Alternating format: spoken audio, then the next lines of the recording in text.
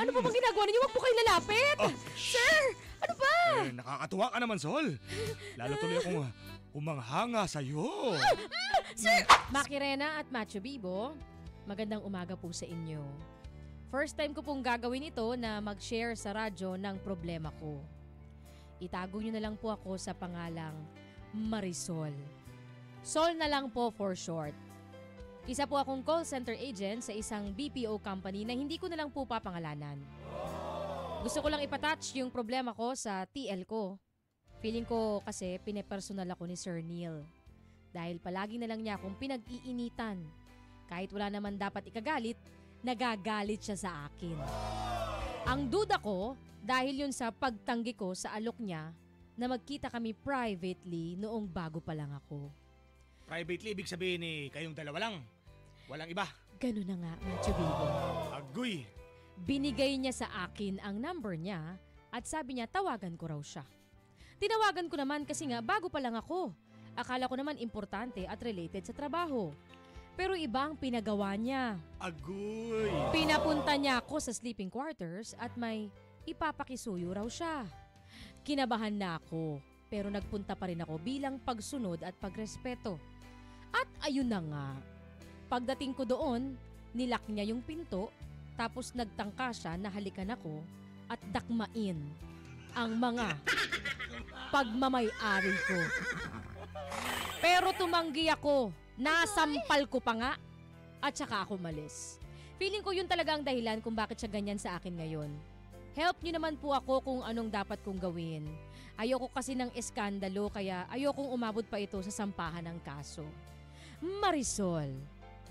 Marisol? Marisol.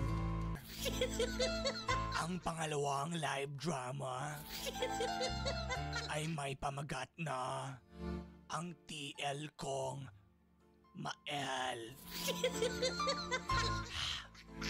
Si Sir Neil. Mr. DJ. Pasok mo nga. Pasok mo. Ay, Sir Neil. Ay, good morning, Sir Neil. Good morning, Sol. Ikaw pala yan. Yes, sir. Sol, teka. Ikaw ba may gagawin ka mamayang lunch? Lunch break? Siyempre, sir, kakain po ako ng lunch. Bakit po? Oo nga no. Alam nga naman, almusal ang kainin mo sa Inis? Oo nga. Ako din naman kakain. Pero pwede ka bang makausap mamaya, Sol? Kasi may ipapasuyo sana ako sa'yo. Okay po. Sige, sir. Ano po bang gagawin? Ito. Number ko yan. Tawagan mo ako mamayang mga bandang 1:30. Okay. Hihintayin ko, ha? Okay po. Sige po, sir. See you later. See you later po. Bye-bye. Ayan! Ganun. Anime na to. A few moments later. Ano kayo papagawa ni Sir Neil sa akin? Nagpapatawag pa kasi. Ano ba naman yan? Hello? Hello, Sir Hello? Neil? Hello? Hello? Sir Neil? Si Sol po ito? Oh, yeah, Sol. Is that you, Sol? Yes, sir. Si Sol po ito. Short for Mirazol? Marisol po, sir. Marizol? Opo. Oh, yeah, Sol. Tara dito, may kisuyo lang ako sa'yo. Kuhanin mo dito sa nasa sleeping quarters ako ngayon. Alam mo naman to, di ba? Sa 27th floor. Sleeping quarters, sir? Oo. Okay po, sige. Papunta na po ako. Sige. See you here, ha? Opo. Okay.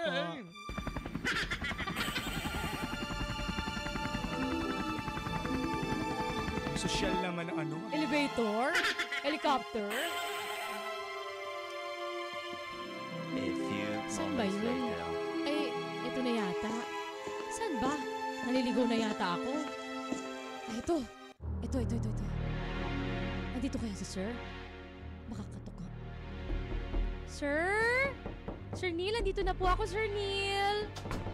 Sir? Okay. Pasok ka, Sol. Teka, may pangalawang pinto pa yan.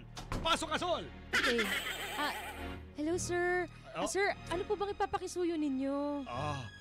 Halika. Pumasok ka muna, Sol. May isa pa pong pinto? Oh, meron pa. Okay. Alam mo nang mayaman ang ating company. Kainis. Afford natin ang 3 pinto. Sir, baka pwede po nating bilisan kasi naka-duty pa po ako. Ano ka ba? Ako TL mo, di ba? Tsaka naka-break pa naman tayo. Huwag ka masyadong nervyosa.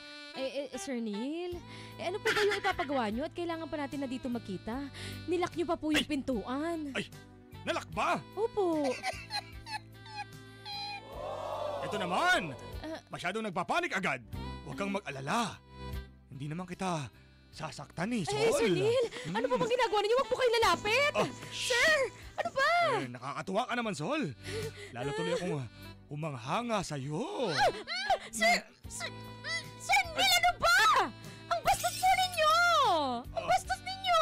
Ano ba? Ang damot mo naman. Sandali lang naman eh. Ano ba, sir? Ano ba? Ano ba? Ang bango mo.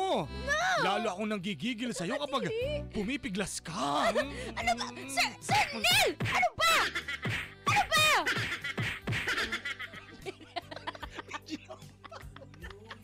Sir Neil! Hindi po ako kagaya na ibang babae na basta-basta nalang pumapatol sa hindi ko naman kilala. Nakakadiri kayo! TL pa man din kayo, Mael! Mael kayo, Marisol! Saan ka pupunta, Marisol? Bumalik ka dito, Marisol! Anak ng Sol naman! TL. Gravity naman yan, oh, Marisol. Ang sinapit mo sa... Kay Detective Conan. Sa ogag tuloy. Sa TL mo. TL ba yan? Parang detective. Squad. Sabi naman yan. Si Sol po yan na Marisol na isang BPO, nagtatrabaho sa isang BPO company na hindi niya Pinag-iinitin pinangalanan. ka nang hindi mo pagbigyan yung iyong supervisor. Yung TL niya. Team leader. Mukhang Kumaga. ikaw ngayon ang laging apple of the eye. Hindi yung apple of the eye na ano ha? Yung, Na maganda, positive. Oo, ito talagang laging sa'yo na inuutos sa'yo o kaya naghahanap ng butas. Correct! Hinahanapan ka ng butas kasi hindi napasok ang butas! Kaya ganun! Diba? Hinahanapan ng butas. Kasi hindi napasok ang butas! Hindi nakuha yung butas. Gigigil ako dyan kay Sir Neil! Hindi na Hindi nakapagbutas! Diba? Nakakaloka! O damayin natin si Marisol, medyo matindi ang pinagdadaanan ni Bakla. Ayan, syempre, hindi mo ipinagkatiwala sa kanyang masukal na butas. Pwes, hahanapan kita ng butas! Ayan. Okay. Naman yan. O, damay-damay na to. 097. Ay, wala na. Wala na pala. Tapos na drama. 0977-7915. Alam mo Marisol, mas tama po na i-report mo yung TL mo. Saan ba i-report? Sa albularyo? Saan? Sa doktor. Oo, kaya- Mukhang may sira ang ulo. Sabi ni Ron niya ng Cainta Rizal, kasi salamat at di siya nagtagumpay sa masamang balak sa'yo. Isipin mo na baka marira pa yan sa mga baguhan kagaya mo. Di ba? Baguhan ka. Baka mamaya pagdating na ibang baguhan, manira yan. Siraan ka pa, hindi ba? Sabi ni Maring Grace ng Cavite, mula sa Barangay Banayad, Marisol, umalis ka na dyan. Ngayon din! Tama. Maghanap ka na lang ng ibang trabaho kasi yung boss mo, manyak. Elbow. Mahilig. Ma-elbow macaroni. Diba? Tama ang ginawa mo Marisol na pinigilan mo ang L ng TL mo. Dahil kung hindi, gusto niyang mapasok at kainin ng espasol. Espasol? Ang espasol ni Sol. Ay, Sabi ni nako. Juan Manuel Dinamita ng Mexico, Pampanga. Ala, sige, report mo na yan. Punta ka sa emergency room. Oh, sabi niya kasi ayaw niya daw ng iskandalo. Kaya ayaw niyang magsampahan ng kaso. Pero kung ako sa'yo, Maring Marisol, kung di mo na kaya yung pagpa-power trip sa'yo ng TL mo, mag-resign ka na.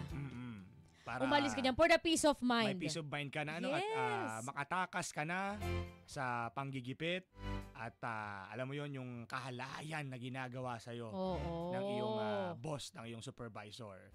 Hindi pwedeng ganon. Ang babae minamahal, hindi sinasaktan. Talaga ba? Oo, ang babae minamahal, hindi sinasaktan. Sabi mo yan Pag ayaw, wag pilitin, wag persahin. We. Oo. Bakit Ang pinipilit mo ako na? Charet! Sabi mo sa akin, ano ba? Ayaw mo ba? Sige ka. Kaya, Ikaw rin. Diba? Tama yun, para sa peace of mind mo, girl. Umalis ka na. Wala nang ibang paraan. Umalis ka dyan. Umiwas ka. Kung ayaw mo ng gulo, ayaw mo ng kaso, ayaw mo ng skandalo, umalis ka dyan. Mag-resign ka. Yun lang, Marisol. Itapo mo sa kami yung ID mo. Mahirap. maghanap ng trabaho pero mare, yung peace of mind mo naman, 'di ba? At Baka mahirap, trauma pa yan Yung, sa iyo. Purid dangat pagkababae mo naman ay laging malalangay sa Alanganin. alanganin. True. Every time na nandyan na umaali-aligid sa'yo. Yung hayop na yan, langaw na yung TL mo. For the peace of mind, mare. Nakakatrauma yan, hindi ba? Siyang tunay! Ay, nako talaga naman. Ay, Wag, hindi natin ganyan. Oo. Iwas tayo dyan, ano. Ganon.